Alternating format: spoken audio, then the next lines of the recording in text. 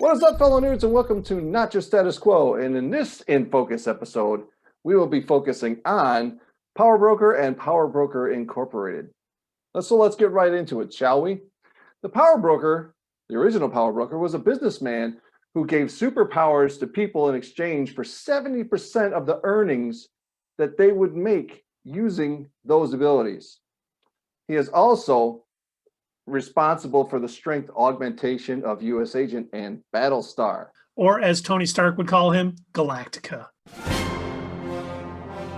Now, the reason Dave pointed out that we're going to be talking about the Power Broker and Power Broker Inc. is because, oddly enough, the character that we're going to be talking about the most, Curtis Jackson, went by the name The Power Broker while also helping to found a company called Power Broker Inc. And I think that's pretty interesting. And yes, Dave hit it spot on. That's primarily what it was. Whenever it showed up in the comics, Power Broker Inc. was there to give superpowers, whether it was to make a hero or a villain, didn't really seem to matter. And that's really how it was in the comics for Power Broker Inc. It was profit over anything else. They didn't care who they were giving powers to. As long as they got paid to do it, they were okay with it. And they created tons of superheroes and villains in the comics. And I think this is a great way, to get more superpowered people into the MCU. They've been introducing them slowly but surely, but with all of the new shows coming out, all of the movies coming out, and with some of the heroes retiring or possibly being killed, they need new ones. And this is an easy way to get heroes quickly. And one of the things we did hear early on during filming, and this was a scoop by Murphy's Multiverse, is that the Grapplers were going to be at one point battling Captain America and Bucky. And the Grapplers were a bunch of females who basically got superpowered by the Power Broker and went on crime sprees.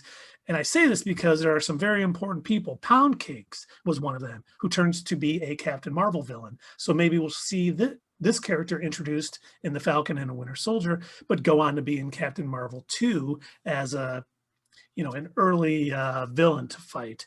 And then the second one, there's a lot, but Screaming Mimi, who is very important in not only the fact that she was a villain in the Grapplers, but she ends up being Songbird in the Thunderbolts. So if we do get someone introduced as Melissa Gold and turns into Screaming Mimi through the Power Broker, I think we're definitely heading down that path towards the Thunderbolts in the MCU.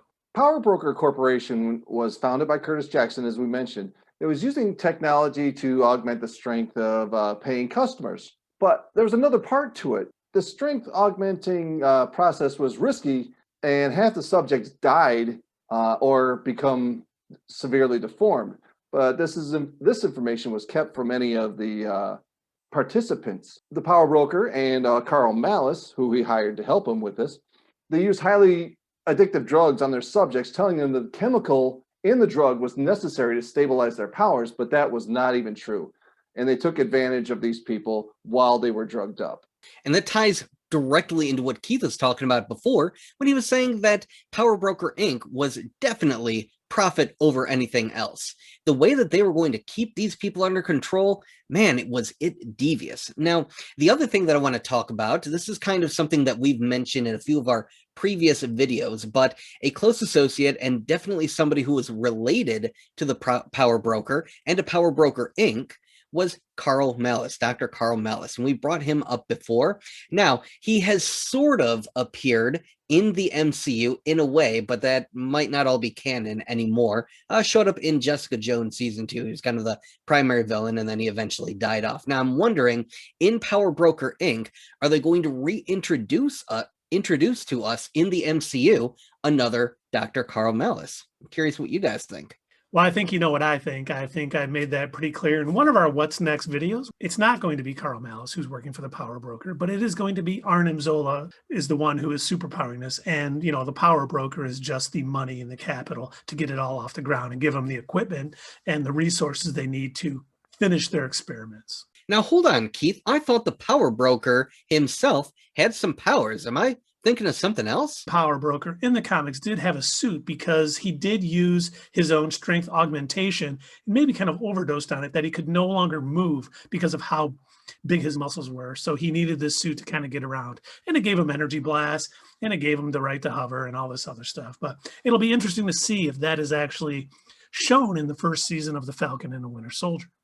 That's what we know about the Power Broker. Do you guys know something we don't? If you do, go ahead and leave them in the comments below, and we'll see you next time on Not Your Status Quo.